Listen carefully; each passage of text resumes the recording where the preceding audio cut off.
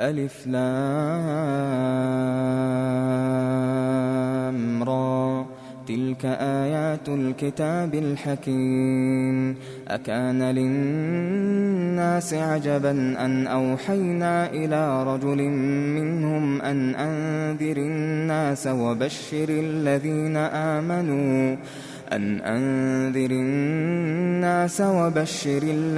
آمنوا أن لهم قدم صدق عند ربهم. قال الكافرون إن هذا لساحر مبين. إن ربكم الله الذي خلق السماوات والأرض في 6 أيام ثم استوى على العرش يدبر الأمر ما من شفيع إلا من بعد إذنه ذلكم الله ربكم فاعبدوه أفلا تذكرون. إليه مرجعكم جميعا وعد الله حقا إنه يبدأ الخلق ثم يعيده ليجزي الذين آمنوا وعملوا الصالحات بالقسط والذين كفروا لهم شراب من حميم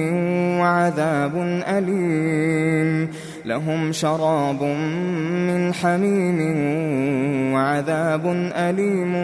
بما كانوا يكفرون. هو الذي جعل الشمس ضياء والقمر نورا وقدره منازل لتعلموا عدد السنين والحساب. ما خلق الله ذلك إلا بالحق يفصل الآيات لقوم يعلمون. إن في اختلاف الليل والنهار وما خلق الله في السماوات والأرض لآيات لقوم يتقون. إن الذين لا يرجون لقاءنا ورضوا بالحياة الدنيا واطمأنوا بها والذين هم عن آياتنا غافلون أولئك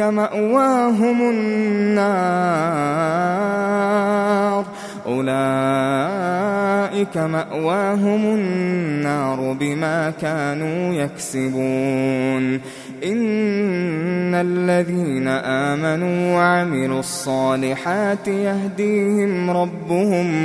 يهديهم ربهم بإيمانهم تجري من تحتهم الأنهار في جنات النعيم دعواهم فيها سبحانك اللهم وتحيتهم فيها سلام وآخر دعواهم أن الحمد لله رب العالمين. ولو يعجل الله للناس الشر استعجالهم بالخير لقضي إليهم أجلهم فنذر الذين لا يرجون لقاءنا في طغيانهم يعمهون. وإذا مس الإنسان الضر دعانا لجنبه أو قاعدا أو قائما فلما كشفنا عنه ضره مر كأن لم يدعنا إلى ضر مسه كذلك زين للمسرفين ما كانوا يعملون. ولقد أهلكنا القرون من قبلكم لما ظلموا وجاءتهم رسلهم بالبينات وما كانوا ليؤمنوا كذلك نجزي القوم المجرمين ثم جعلناكم خلائف في الأرض من بعدهم لننظر كيف تعملون وإذا تتلى عليهم آياتنا بينات قال الذين لا يرجون لقاء ائت بقرآن غير هذا أو بدله قل ما يكون لي أن أبدله من تلقاء نفسي إن أتبع إلا ما يوحى إلي إني أخاف إن عصيت ربي عذاب يوم عظيم قل لو شاء الله ما تلوته عليكم ولا أدراكم به فقد لبثت فيكم عمرا من قبله أفلا تعقلون فمن أظلم ممن افترى على الله كذبا أو كذب بآياته إنه لا يفلح المجرمون ويعبدون من دون الله ما لا يضرهم ولا ينفعهم ويقولون هؤلاء شفعاؤنا عند الله قل أتنبئون الله بما لا يعلم في السماوات ولا في الأرض سبحانه وتعالى عما يشركون وما كان الناس إلا أمة واحدة فاختلفوا ولولا كلمة سبقت من ربك لقضي بينهم فيما فيه يختلفون ويقولون لولا أنزل عليه آية من ربه فقل إنما الغيب لله فانتظروا إني معكم من المنتظرين وإذا أذقنا الناس رحمة من بعد ضراء مستهم إذا لهم مكر في آياتنا قل الله أسرع مكرا إن رسلنا يكتبون ما تمكرون هو الذي يسيركم في البر والبحر حتى إذا كنتم في الفلك وجرين بهم بريح طيبة وفرحوا بها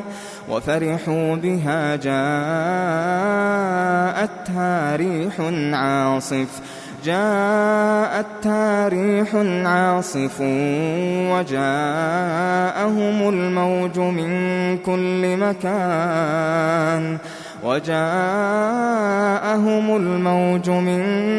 كل مكان وظنوا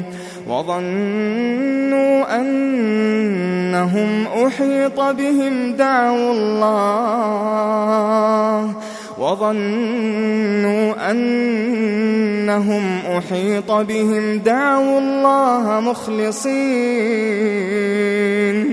دعوا الله مخلصين له الدين لئن أنجيتنا من هذه لنكونن من الشاكرين فلما أنجاهم إذا هم يبغون في الأرض بغير الحق يا أيها الناس إنما بغيكم على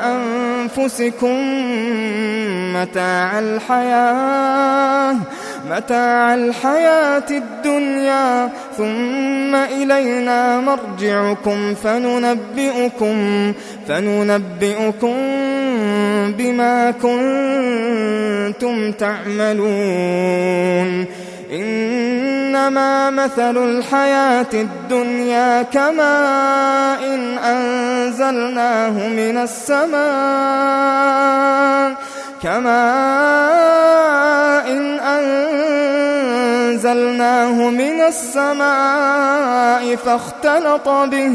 فاختلط به نبات الأرض مما يأكل الناس والأنعام حتى إذا أخذت الأرض زخرفها وزينت وظن أهلها أنهم قادرون عليها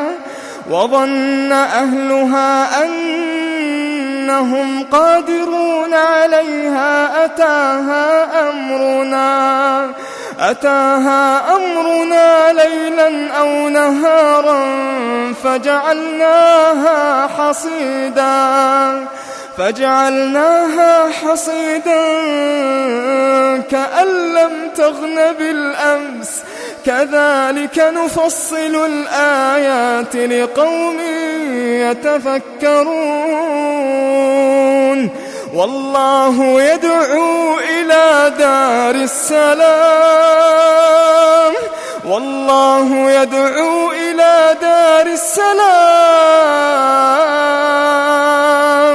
ويهدي من يشاء إلى صراط مستقيم للذين أحسنوا الحسنى وزيادة ولا يرهق وجوههم قتر ولا ذلة أولئك أصحاب الجنة هم فيها خالدون والذين كسبوا السيئات جزاء سيئة بمثلها وترهقهم ذلة ما لهم من الله من عاصم كأنما أغشيت وجوههم قطعا من الليل مظلما أولئك أصحاب النار هم فيها خالدون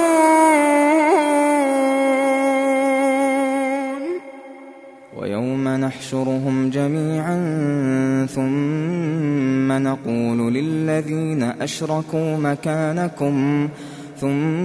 نقول للذين أشركوا مكانكم أنتم وشركاؤكم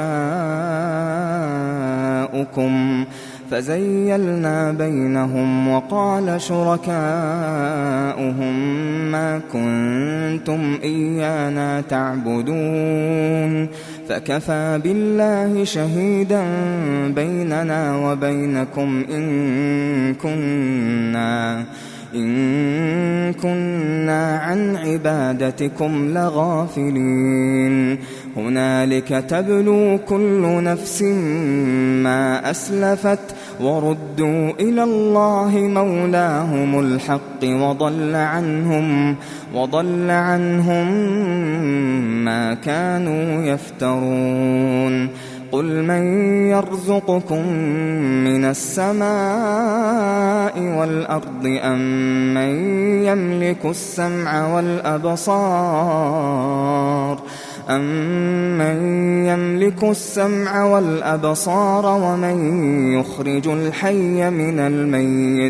ومن يخرج الحي من الميت ويخرج الميت من الحي ومن يدبر الأمر فسيقولون الله فقل أفلا تتقون فذلكم الله ربكم الحق فماذا بعد الحق إلا الضلال فأنى تصرفون كذلك حقت كلمة ربك على الذين فسقوا أنهم لا يؤمنون قل هل من شركائكم من يبدأ الخلق ثم يعيده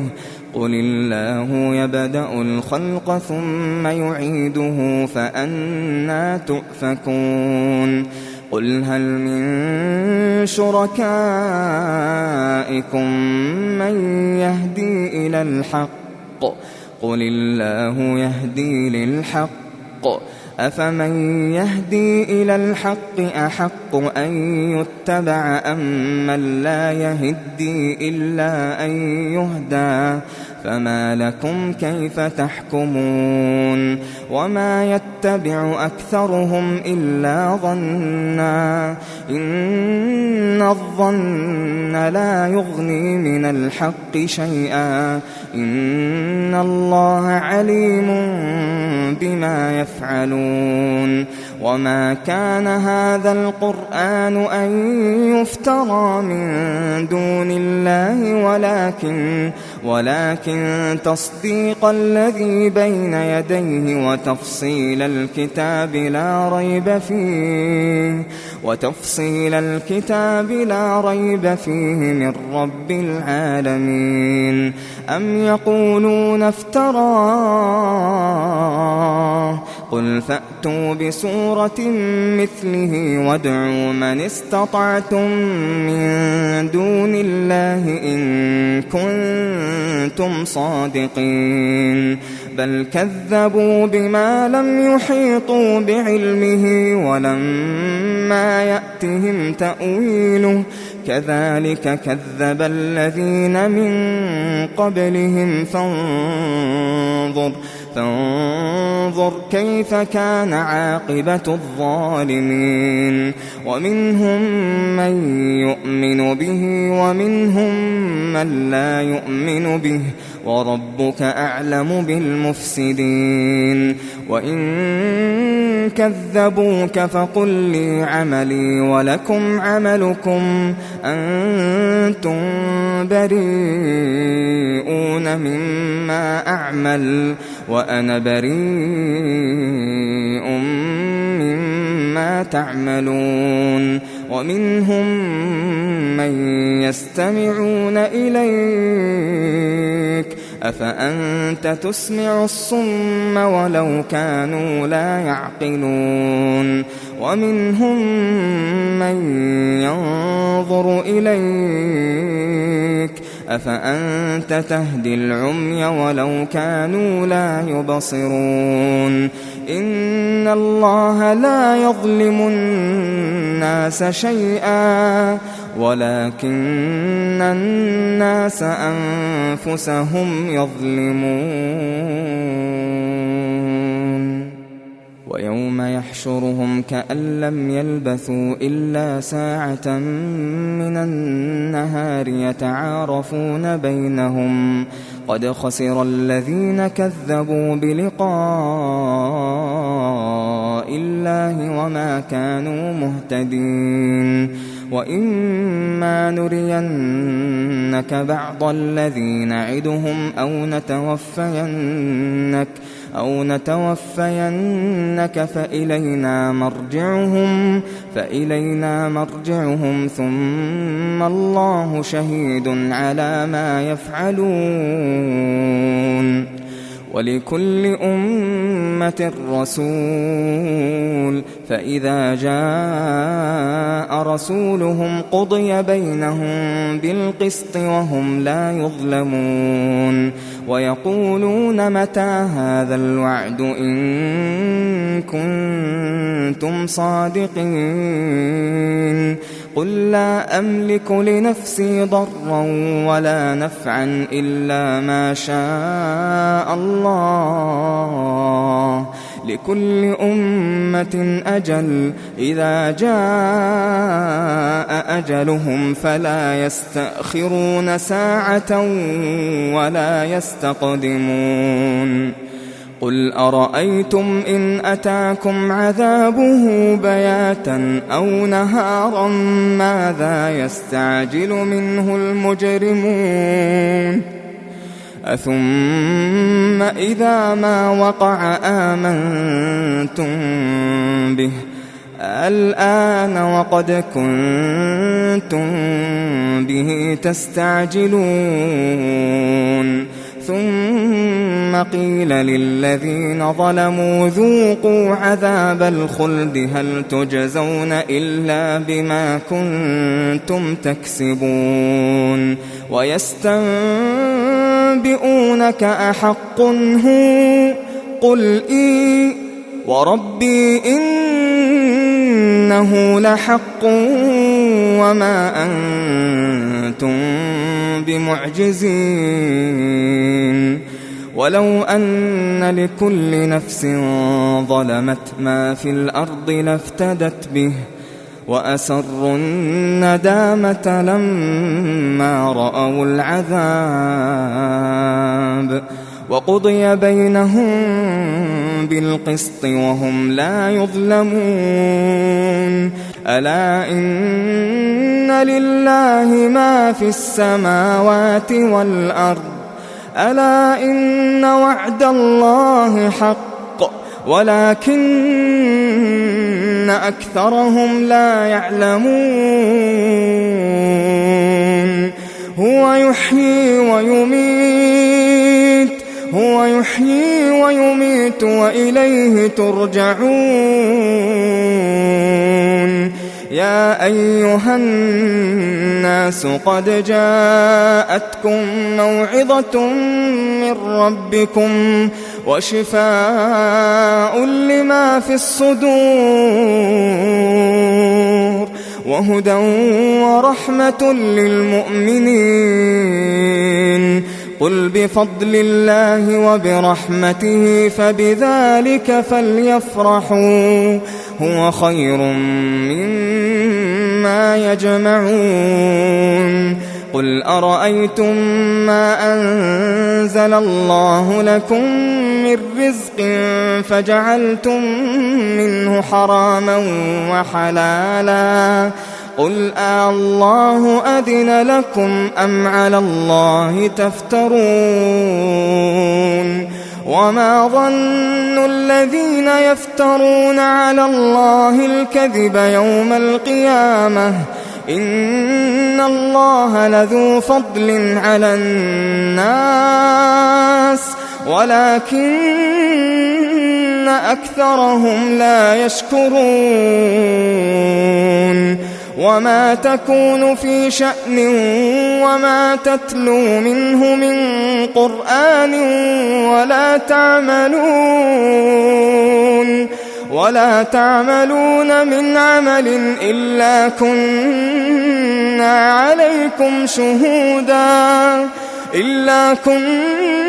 عليكم شهودا إذ تفيضون فيه وما يعزب عن ربك من مثقال ذرة في الأرض ولا في السماء وما يعزب عن ربك من مثقال ذرة في الأرض ولا في السماء ولا أصغر من ذلك ولا أكبر إلا في كتاب مبين ألا إن أولياء الله لا خوف عليهم ولا هم يحزنون الذين آمنوا وكانوا يتقون لهم البشرى في الحياة الدنيا وفي الآخرة لا تبديل لكلمات الله ذلك هو الفوز العظيم ولا يحزنك قولهم إن العزة لله جميعا هو السميع العليم. ألا إن لله من في السماوات ومن في الأرض وما يتبع الذين يدعون من دون الله شركاء إن يتبعون إلا الظن وإن هم إلا يخرصون هو الذي جعل لكم الليل لتسكنوا فيه والنهار مبصرا إن في ذلك لآيات لقوم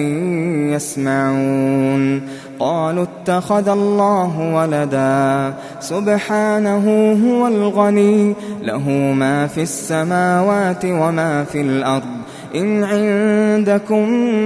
من سلطان بهذا أتقولون على الله ما لا تعلمون قل إن الذين يفترون على الله الكذب لا يفلحون متاع في الدنيا ثم إلينا مرجعهم ثم نذيقهم العذاب الشديد بما كانوا يكفرون واتل عليهم نبأ نوح إذ قال لقومه يا قوم إن كان كبر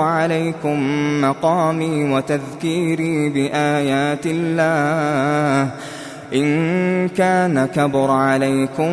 مقامي وتذكيري بآيات الله فعلى الله توكلت فأجمعوا أمركم وشركاءكم ثم لا يكن أمركم عليكم غمة ثم قضوا إلي ولا تنظرون فإن توليتم فما سألتكم من أجر إن أجري إلا على الله وأمرت أن أكون من المسلمين فكذبوه فنجيناه ومن معه في الفلك وجعلناهم خلائف وأغرقنا الذين كذبوا بآياتنا فانظر كيف كان عاقبة المنذرين ثم بعثنا من بعده رسلا إلى قومهم فجاءوهم بالبينات فما كانوا ليؤمنوا بما كذبوا به من قبل كذلك نطبع على قلوب المعتدين ثم بعثنا من بعدهم موسى وهارون إلى فرعون وملئه بآياتنا فاستكبروا وكانوا قوما مجرمين فلما جاءهم الحق من عندنا قالوا إن هذا لسحر مبين قال موسى أتقولون للحق لما جاءكم أسحر هذا ولا يفلح الساحرون قالوا أجئتنا لتلفتنا عما وجدنا عليه آباءنا وتكون لكم الكبرياء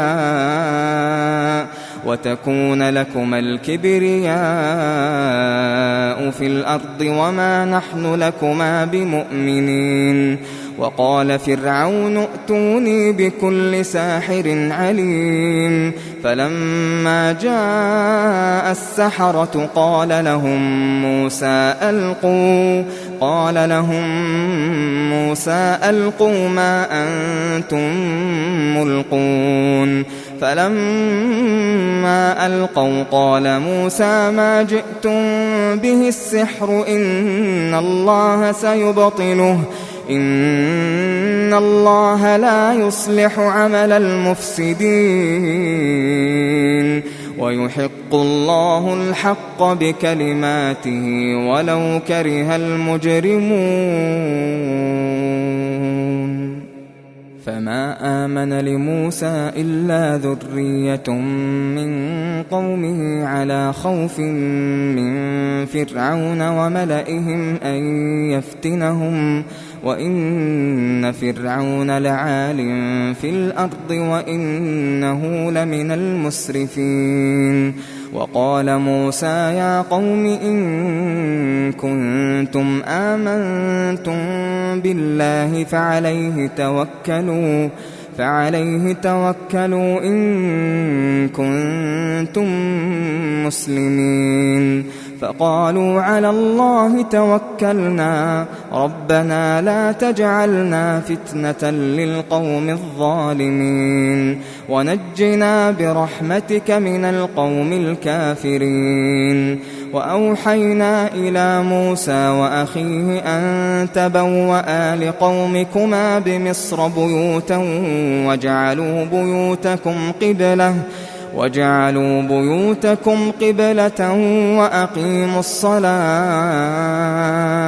وبشر المؤمنين وقال موسى ربنا إنك آتيت فرعون وملأه زينة وأموالا في الحياة الدنيا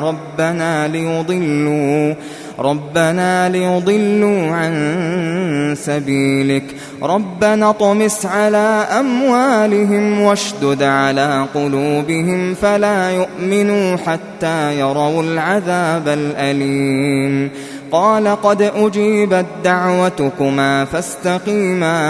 فاستقيما ولا تتبعان سبيل الذين لا يعلمون وجاوزنا ببني إسرائيل البحر فأتبعهم فرعون وجنوده بغيا وعدوا حتى إذا أدركه الغرق قال آمنت أنه لا إله إلا الذي آمنت به بنو إسرائيل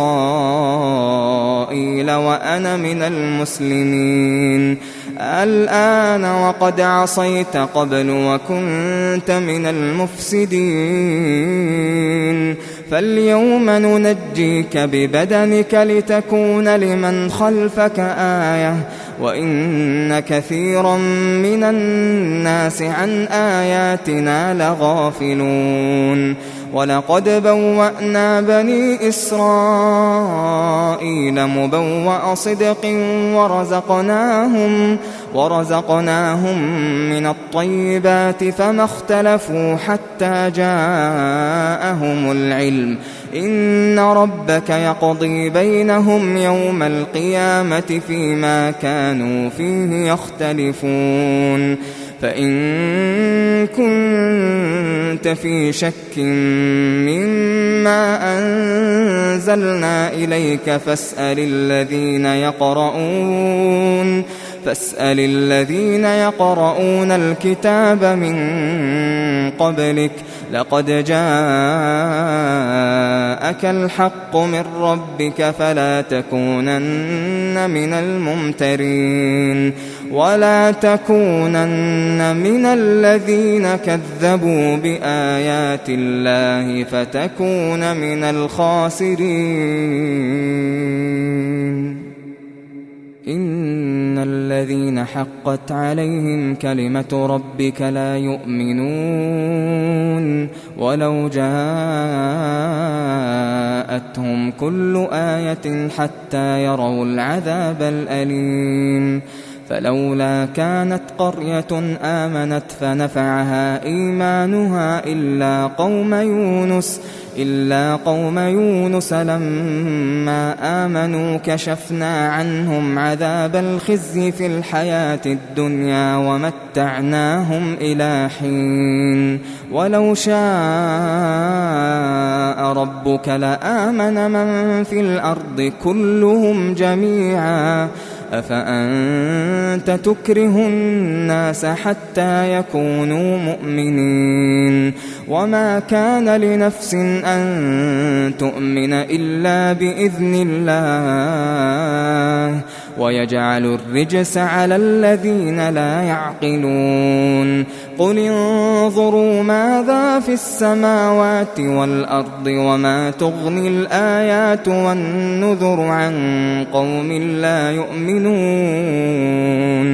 فهل ينتظرون إلا مثل أيام الذين خلوا من قبلهم قل فانتظروا إني معكم من المنتظرين ثم ننجي رسلنا والذين آمنوا كذلك حقا علينا ننجي المؤمنين قل يا أيها الناس إن كنتم في شك من ديني فلا أعبد الذين تعبدون من دون الله ولكن أعبد الله الذي يتوفاكم وأمرت أن أكون من المؤمنين وأن أقم وجهك للدين حنيفا ولا تكونن من المشركين ولا تدع من دون الله ما لا ينفعك ولا يضرك فإن فعلت فإنك إذا من الظالمين وإن يمسسك الله بضر فلا كاشف له إلا هو وإن يردك بخير فلا راد لفضله يصيب به من يشاء من عباده وهو الغفور الرحيم قل يا أيها الناس قد جاءكم الحق من ربكم فمن اهتدى فإنما يهتدي لنفسه ومن ضل فإنما يضل عليها وما أنا عليكم بوكيل واتبع ما يوحى إليك واصبر حتى يحكم الله وهو خير الحاكمين